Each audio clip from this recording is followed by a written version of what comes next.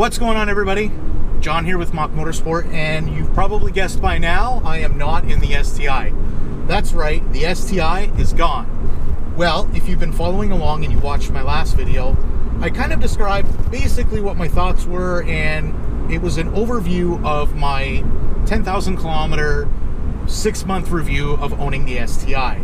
Now, to kind of pedal back a little bit, if you've been following along on the channel, you'll know what cars that I've owned. And I've gone from my Track BRZ. As a matter of fact, I owned a number of 86s, a couple of FRSs even before that.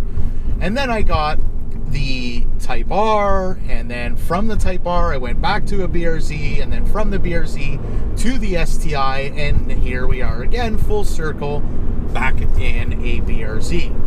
And you're probably asking yourself, what is wrong with this guy, and he needs to get on some meds. And you're probably right, and feel free to flame me in the comments below. However, this video is not going to be about why this car or the BRZ is much better than XYZ, not at all. If you watched my last video regarding my ownership review on the STI, you'll know where I was coming from and kind of where my head was at in the thoughts. Also, because it had been involved in an accident and being rear-ended, it'll never be the same. I inspected it, I went over it, and again, if you watched 2 videos ago, you'll know that I kind of looked over everything, and everything checked out okay, and I think it was repaired as best as it was probably going to be. But if you've been in this scenario, you'll know once something like that happens, it kind of just ruins it for you. And I don't want to say that that was the determining or the driving force over why I got rid of it, but it certainly didn't help. So I'll kind of say where I'm at right now. I'm in a position where when I got the STI, I was kind of looking for a vehicle that was going to do everything relatively well. But now I'm in a position in life where I've decided, and I've gone back and forth on this a number of times, where I've decided that I really want a car that I can enjoy in the summer, / be my weekend track car, and then focus on getting something as a daily driver. Because I really do think you can't have both. It's almost difficult without spending a ton of money. And I'm really leaning on the fence, or I'm really leaning toward getting an EV vehicle at some point. I think that, and this is another topic for another video, I think that as things kind of go along, and with the EV vehicle push, especially when we look in places like the UK where they're talking about being strictly EV 2030, I think here in North America we're not far off from that. I think vehicles like this are probably going to be something of the past. I honestly don't think these sorts of vehicles are going to be around much longer as we kind of push towards this, new initiative of more green, more efficient, environmentally conscious vehicles. I really do think that these types of vehicles are really going to go the way of the dinosaur. I don't think they're going to be around much longer as we kind of continue to pursue this EV push. And sports cars are really going to be reserved for people with much deeper pockets than I have. Long story short, this is about what excites me. And truthfully, this car is me. And there's probably a really good reason why I've owned 5 different 86s or the twins. It's because it suits me. It is everything I enjoy about a car. It's a driver's car. I have never been more excited to get and to just drive a car than this particular platform in a long, long time. More so even than the Type R. The Type R, amazing car. But it didn't give me that sort of feeling, that excitement, that wanting to drive for no particular reason, or looking for an excuse to take the car out and go for a drive, as much as this car does. And I can't explain it. I don't know why. The only thing it boils down to is preference. What makes you happy? And this makes me happy. This car, this platform makes me happy. It is my affordable Porsche. It is my affordable McLaren. It is my affordable whatever. Insert the blank. This is my affordable car. This is the car that I can afford. It is reasonable, and for 30 grand, it's hard to beat. It really rewards me in terms of smiles per hour. It is not expensive. The consumables are inexpensive. It is a cheap car to own, a cheap car to race, a cheap car to justify as a second vehicle. And I can't sum it up any better than that. I really lucked out with this vehicle, and I'll tell you why. I purchased my 2018 STI for $29,995. Got a remarkable deal on that car, no complaints at all. The people at Marino Subaru really hooked it up, and I really thought I was winning on that. I got a really good deal, no complaints. Then, lo and behold, accident happens, and you'll know when a car has a claim, especially a $15,000 claim, you've lost all value in the car. Everything is gone. A claim that hard is definitely going to depreciate the value of that car. So when it came to trading the vehicle in, I was really, really, really thinking and of the mindset that I was going to lose my shirt on that car. Well, thank you, COVID. Because of COVID, the used car market is absolutely insane right now.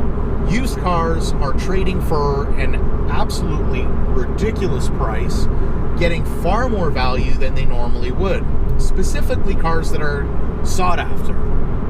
The STI being one of them. So I really lucked out. I was looking for all sorts of different vehicles. I was considering everything from just a fun weekend car, but I kept coming back to this. I kept coming back to the BRZ because, again, for $30,000 and for what I was looking for in a car, this really has everything.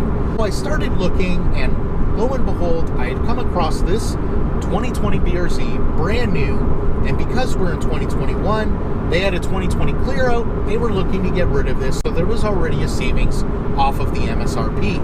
Normally, this car retails for about $34,000 in this particular trim, being the top spec BRZ here in Canada. They basically assessed my car, and after assessing the STI, knowing that it had been involved in an impact with a $15,000 claim on the title, they were prepared to give me $32,000 on trade. Now remember, I purchased the STI for $29,995. They were going to give me $32,000. Now, just as a recap, it had been in a claim. It needed new front rotors for sure because they were completely out of round and pulsating really badly. So for reconditioning's sake, they were going to have to do all new brakes. And I traded it on winters. I didn't even have the summer tires. I traded it in on winter tires. That car was going to need at least a couple $1,000s in terms of reconditioning. They gave me $32,000, but the deal didn't stop there.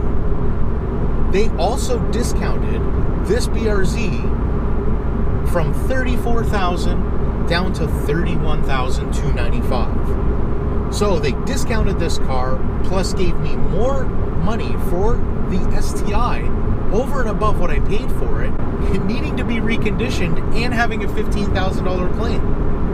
So how could I go wrong? I got to drive the STI for 6 months and 10,000 kilometers for free. Not a bad deal. It was really tough to argue the deal. Trade in and everything and get the vehicle that I really wanted. So it was really difficult for me to say no. I honestly couldn't at that price. So here we are in my 2020 BRZ, brand new, picked it up with 15 kilometers on the clock, and let me tell you, I love this thing. I love these cars. I love this chassis.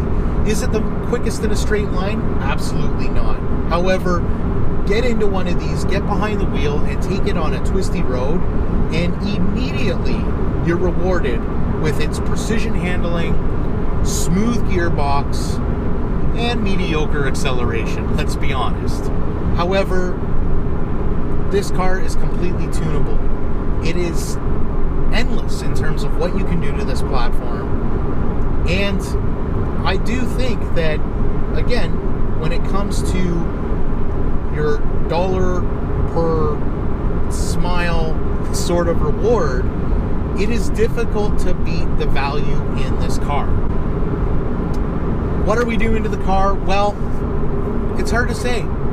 to be honest, I'm really enjoying this vehicle the way that it is in complete stock form. I know I'm going to want to modify it.